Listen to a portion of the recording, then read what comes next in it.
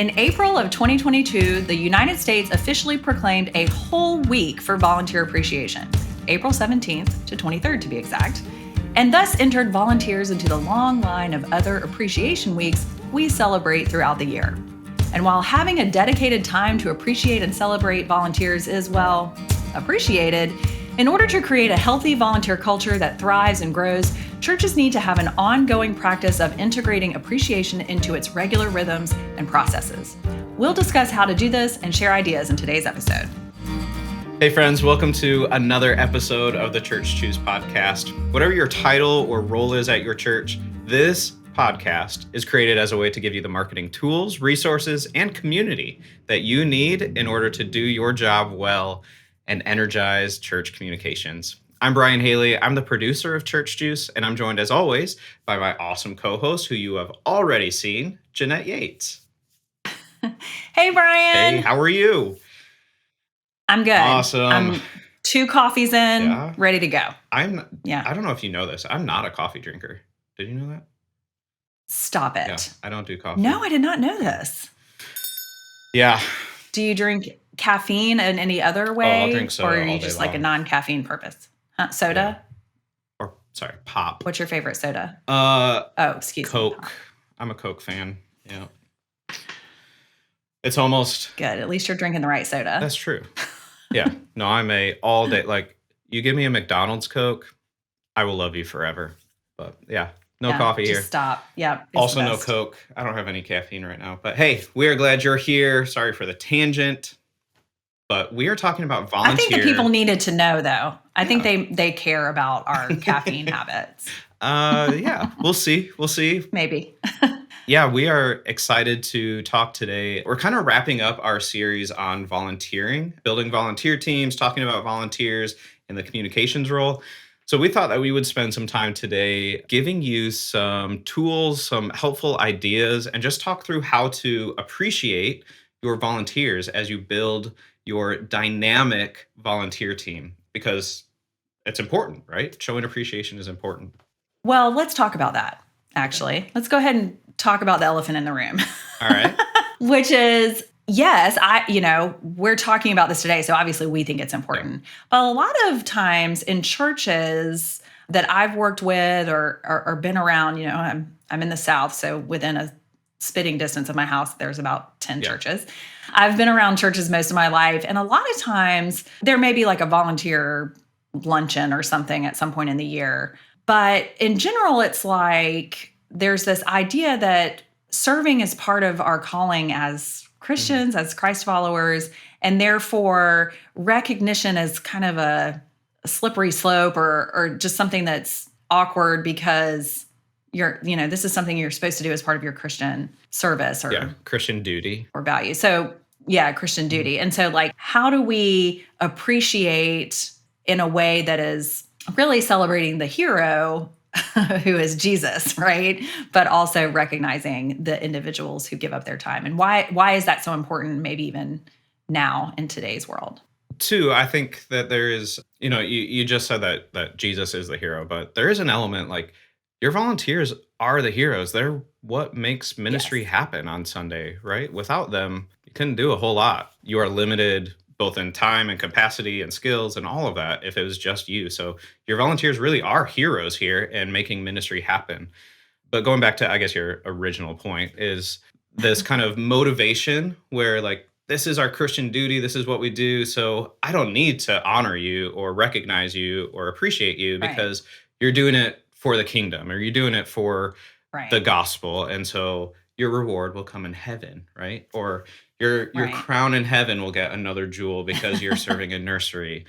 But in reality, and you said this before we started recording, so I'm just kind of stealing your thunder, but we spend our time and we spend our energy and we are going to choose things where we feel most appreciated. So if you want your volunteers to choose serving in the nursery or whatever it is, they're going to choose that when they feel appreciated. Otherwise, I can go look for that. I can go find fulfillment somewhere else, right? So I do think that there is an element there that I guess there is a balance between like, I do this as part of my call as a Christian, but also as the leader, we want to make sure that our volunteers feel the value and feel appreciated. Yeah, and I think there are ways that you can do that, that you can show appreciation that still keeps the focus on, like you mentioned, you're the hero. We're celebrating you because you are not just opening a Mm, door, not just changing a diaper. You are building the kingdom of right, God. You are serving the kingdom of right. God. That's why we celebrate you today. So I think that there are ways that we can keep the focus and continue to Yeah. inspire and encourage those volunteers in a way that is both honoring to them and honoring to their calling. Yeah, and practically speaking too, as you are building your volunteer team, that involves recruiting people, that involves training them. And so really showing appreciation or honoring or celebrating, whatever word you want to put on this, that is part of keeping your volunteers. That's part of sustaining your team. We talk about this in marketing too. It's a whole lot easier to keep your current volunteers or customers Right. or whatever than it is, and cost effective too, than it is to recruit and get somebody new, right? So we want to Right. do everything we can as the leader of this ministry to keep people engaged and want to serve in this ministry. And so showing appreciation is a valuable way to spend your time and energy, and that is investing in relationships too and showing appreciation, whatever that looks like. And so we're going to dive in a little bit about some different ways that you can show appreciation and what that looks like to help you, build out your volunteer team, but also build those relationships too. And I think this is so important. One of the first things that we wanted to kind of talk about as we talk about the importance of in sharing ideas today about volunteer appreciation, volunteer celebration, is that you really want to think about that as you're creating your yearly budget for your church and for your ministry. So maybe you're like, well, I'm not, I'm just in my Yeah. wheelhouse. That's fine. But make sure that, that serving your volunteers is part of your budget. And, everybody has a different budget, but some of that budget should go to some of the different ways we're going to be talking about volunteer, appreciating your volunteers for sure. Not everyone can say, "Hey, I want X amount of dollars just for volunteer Right. appreciation in the tech ministry." Right?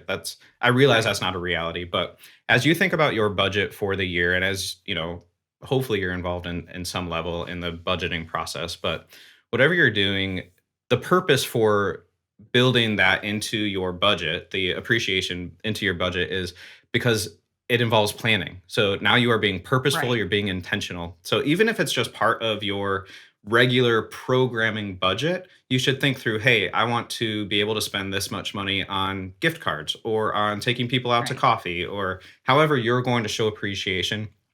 Think through how you want to use your ministry's budget to do that. And maybe it's a line item, maybe it's just part of your overall budget, but think through and be intentional about, hey, I want to spend X amount of dollars, or I want to commit this to investing in my volunteers. And that's where I think that thinking through your budget for the next year, ministry year, however you guys do that, I think that's a good way to just think ahead and be intentional about what you're going to do and how you're going to show appreciation. And it takes some planning too, but that investment is important. And so starting at the very top, the budget, how you're going to spend money, that's important. Yeah, another thing I was thinking about as you were talking about planning and thinking things through, as you're planning budget wise or thinking about that, you already start to come up with some ideas, Mm. right? Of like, okay, well, I kind of want to be able to do this or that. So I'm going to need to make sure, it's 52 weeks in a year, yada, yada, Yeah. this kind of stuff.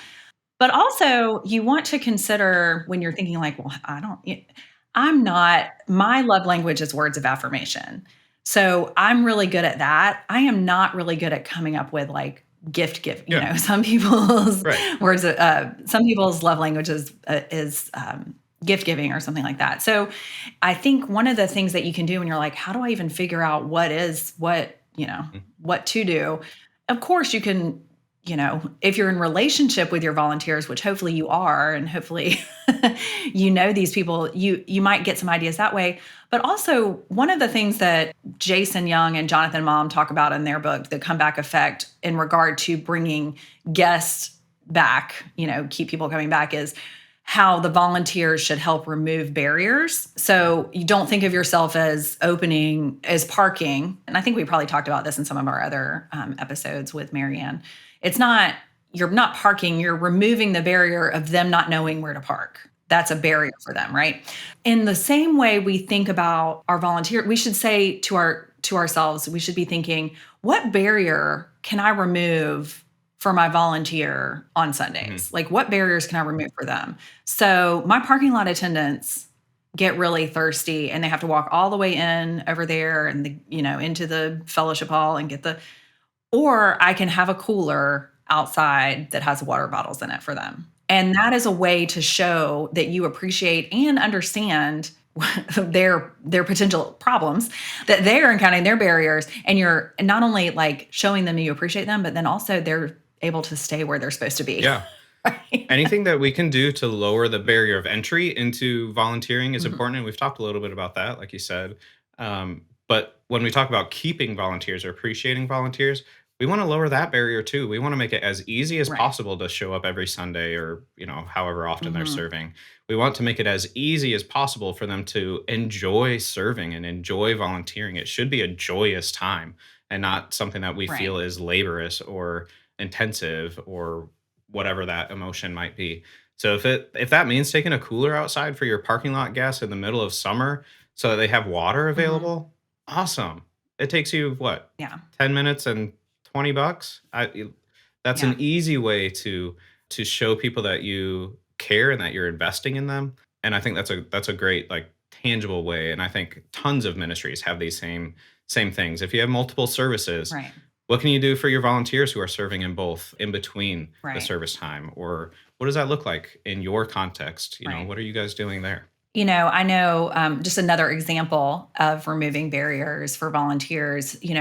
We have a pretty huge vacation Bible school at my church, and it requires a lot of volunteers, like over 100.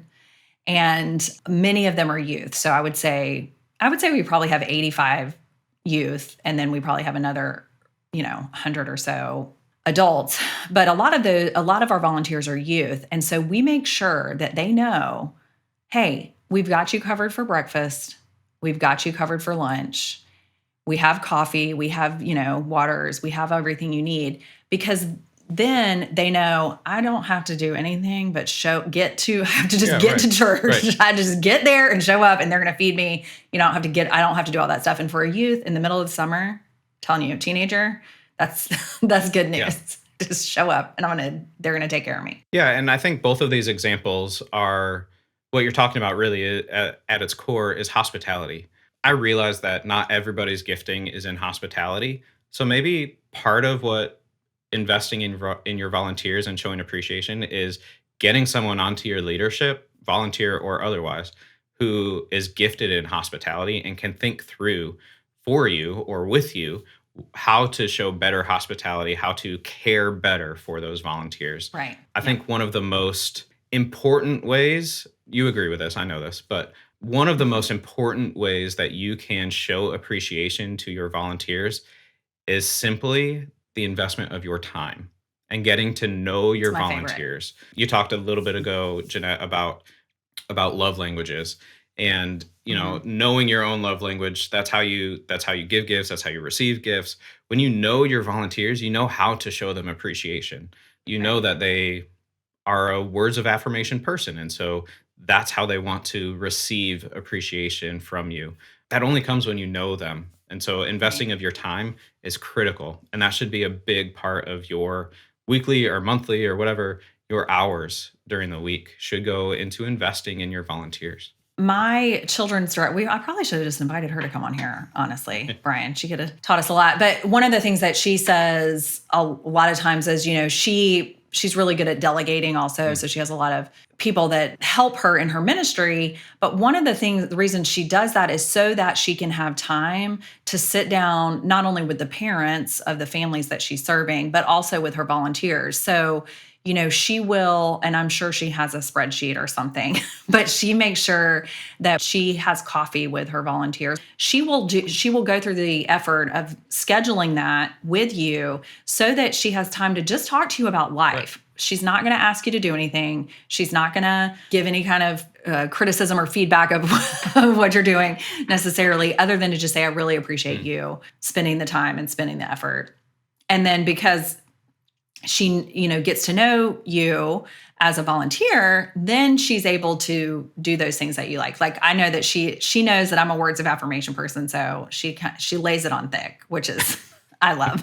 You only know those things when you invest your time and you get to know your volunteers well. That creates more, not just of a relationship, but also that commitment between the two of you, really, as you build deeper relationships, that commitment for serving and for leading well. And that's why I think it's so important that we spend a big chunk of our time just investing in the people that we get to love and serve as our volunteers. Another thing I think that does too, when you are developing those relationships, which is really the whole Yeah. point, right? Marianne talks to us all the time about like they are, volunteers are the mission, Mhm. right?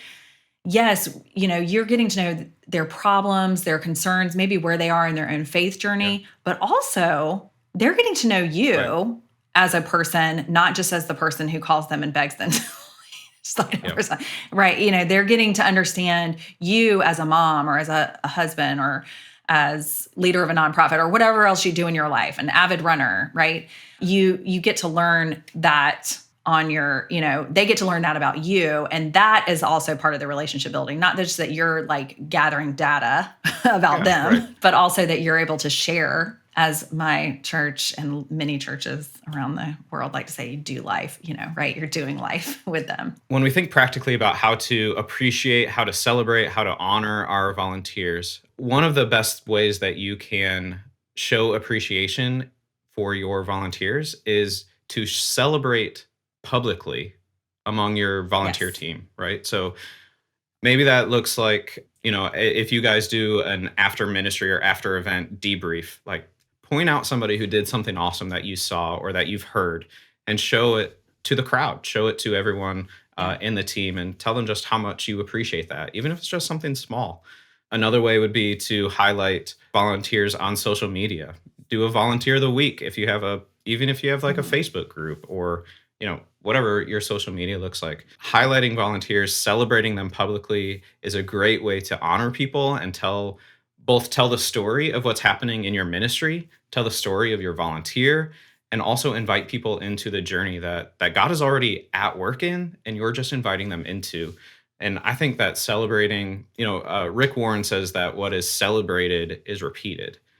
So as we Mhm. celebrate and as we honor our volunteers in a public manner, in a forum that is not just one on one, but it's one on many, and you're pointing them out in an honoring way, that's going to make a huge difference if that's built into the culture of your team and your ministry. Now, I do want to put on my social media manager hat for a second and talk about this celebrating volunteers on social Yeah. media. I love this. Love it. We don't have time today, but I'm telling you, one story of one volunteer can be like 30 pieces of content. Okay. When I was working at my church, I know I think I said this in the last, when we did the episode with Marianne, but there was this, have I told you the story of the candle wick ladies? These women came to church every week to clip the candles. Nope, they've been doing it for 20 years. I saw them sitting on a park bench. I took a picture. I wrote a brief little thing for Mhm. Instagram, shared it on Facebook. It turned into a blog post that got tweeted out. They felt appreciated. Other people learned somebody trims candle wicks. Right. That's a Yeah. thing we do. So it informed people like, hey, that's a volunteer opportunity I didn't know existed. That kind of thing. But it celebrated their Mhm. friendship, their long-lasting service to our church, their journey as friends. So I think, yes, it is as simple as taking a picture and saying, this is Brian. He's our volunteer of the week. He does a great job parking the cars every week and helping people get to the right place. That's a perfectly fine thing. But just know, social media manager to social media managers out there, I'm talking to you. That could be a lot of content. Just saying. So there are some other ways that you can show appreciation. We talked so far about kind of three main areas: thinking through how to invest your time, how to invest your finances, your budget, celebrating publicly, events. And there are different ways that you can show appreciation that are out of the ordinary too, that are maybe once a year or every so often. And those are great ways to build camaraderie against for your team. It's a great way to build relationships peer to peer for your volunteers. It's a great way for you to honor them again publicly. There are some really great ideas for honoring and showing appreciation for your volunteers. We talked about just briefly, a minute ago, we talked about sharing on social media. That's a great way to celebrate. Another good way for you to show appreciation for your volunteers is even to host an annual event like a Hmm. gala or some sort of volunteer appreciation dinner. Make it nice, Yeah. make it like you are serving them, you are making sure that they are fed well, that they are taken care of. It is a way for you to honor them by you serving them, Right. because they are spending their entire year serving your ministry and the things that are part of your responsibilities in the church, and that's a big part of your role. So investing in them in that way too, I think, be creative in how you think up events like this. And as we wrap up this conversation, I would love to hear from you as you watch or listen to this episode, what you're doing to show appreciation, or what ideas you have to show appreciation for your volunteers, because there are tons of ways that you Yeah. could invest your time and energy and money into appreciating and celebrating your volunteers. Today we've spent a half hour talking through why it's important. Here are some ideas, but I would love to hear how you are actually doing it or what you are planning to do. So join our Facebook group if you haven't already, and yeah, jump into the conversation. Let me know. I would love to hear from you how you show appreciation for your volunteers. Thank you for joining us today. That's a wrap on today's show. If you have any questions or if we can serve you, again, join our Facebook group. You will find all of today's show notes in the description for the video below. If you haven't already, make sure you subscribe, turn on notifications. That way you won't miss any future shows. Thank you for watching. On behalf of Church Juice and everyone at Reframed Ministries, thanks for watching. See you next week.